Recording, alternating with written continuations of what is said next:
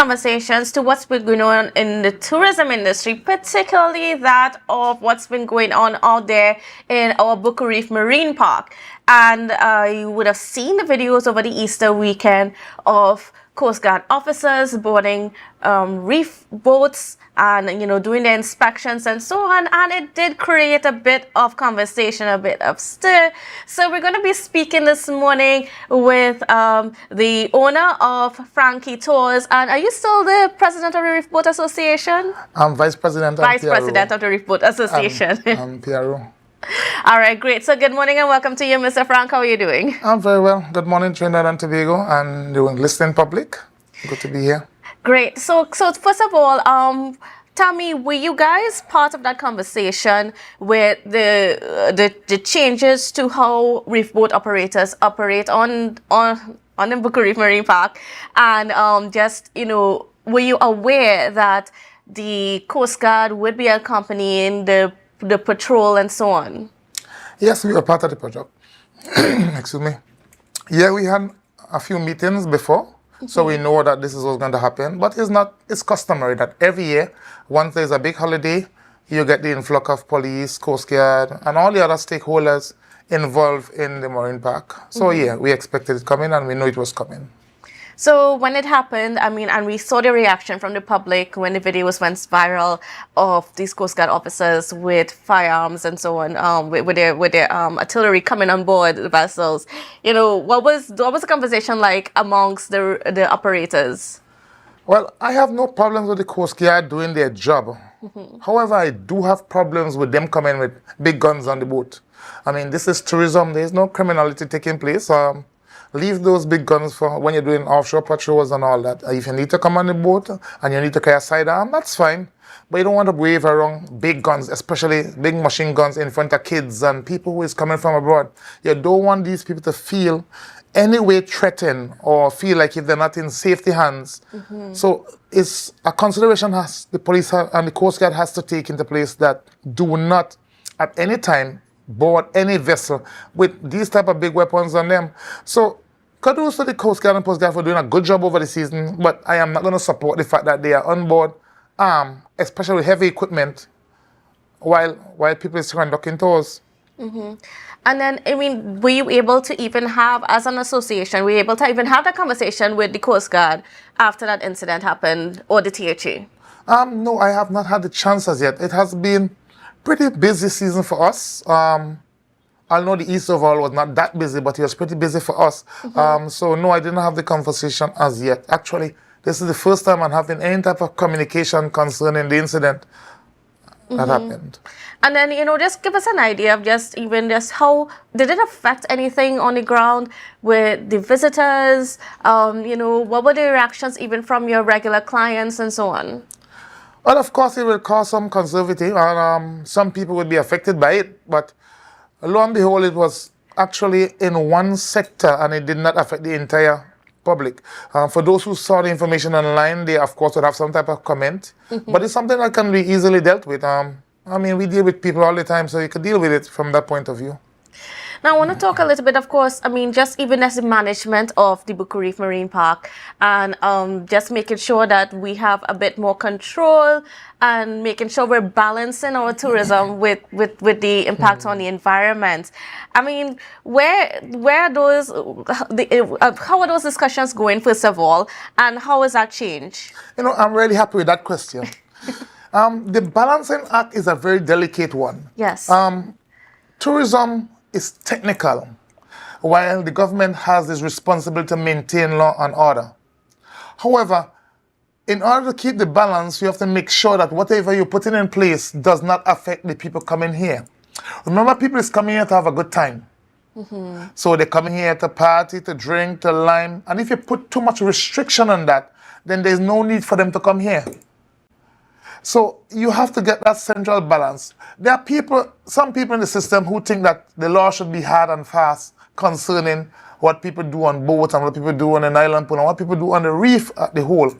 But if you put the law too hard, then you scare away the public that you want to bring. So you can't have it in a way where it's too much of pressure applied to the public and does not have some leniency. You have to balance it. So it's very important that we have that balance properly. Going forward, I know we'll have a lot more meetings, and I am going to actually make my state completely thorough concerning this, because, all right, we have big boats, so we into the party thing, and we into the alignment thing. We have to have a control where too much people is not on the boat, and I'm totally with the police for that. If you have too much people, then you have problems. But at the same time, the few people that you have on board must be able to enjoy themselves sensible. You can't have a policy that we have a new policy that says no alcohol on the reef. People, they're on vacation.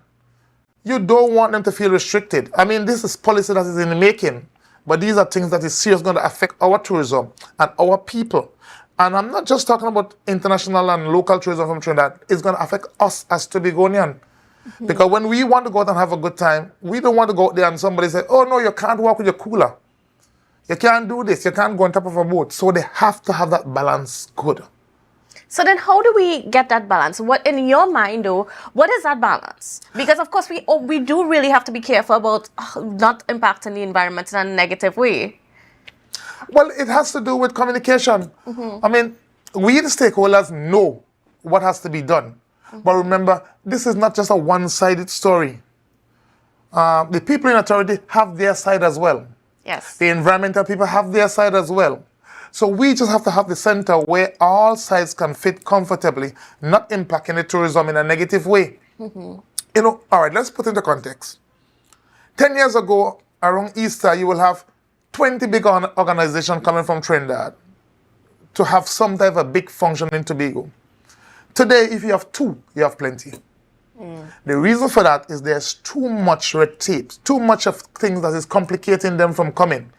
So there's no need for them to come here. They're just going to take it somewhere else. What it does, it damages tourism for us. So we should have learned our lesson from the years gone by not to make the same mistake. There are some people who are bent on the fact that, oh, well, this has to be a policy and this has to be a law. You understand? But you have to think a little bit outside of the box. Think that it's not just about a law. We're not living in some country where we don't have law and order. We have law and order here. So we should be able to balance this in a sensitive way where all parties could work together. And then what about even just the fellas that sell the tickets and so on? You know, how is that change going along? Because we know the discomfort that you face, even as just a local, when you go to the beach and you're bombarded, and making sure that you can put some law and order where that is concerned. Definitely. You know, I have always said from the beginning of time that this is not a nice face of tourism and this has to change. But I'm only one person. And I don't have the power to change it. But this has to change. It's not nice to come to the beach and somebody's up in your face and, blocking you. No. I'm not supporting that at all. It has to change. But as I said, it's not something that I can do personally. I can talk about it as much as I want. But at the end of the day, it has to take the authorities to say, okay, enough is enough. And this is where we balance this.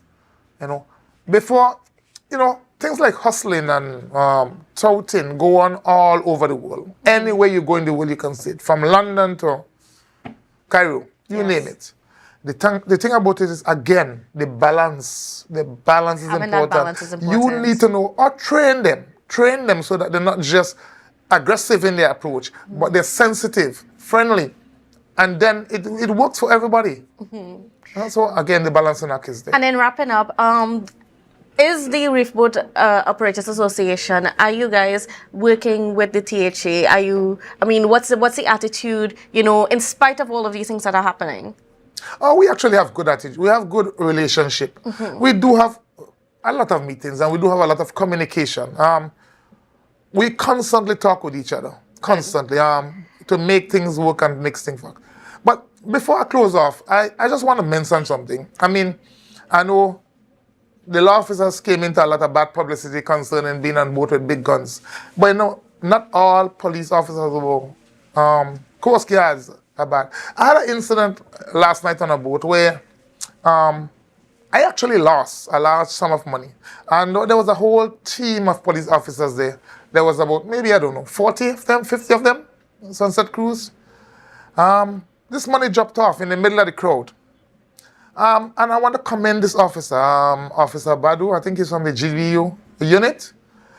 He brought that money to his superior, who then asks, of course, I'm the captain, asks, who has lost this money. So I just wanted to bring this forward that there are really good officers out there. Some of them who, they do not get enough recognition, and they should be recognized. These guys are important in our society, and it goes to show that they're doing a good job. Yes. Regardless of what, the money is not the importance here. The importance is that this guy was so genuine and so kind to bring it to his superior officer, to give it back to somebody who has lost it.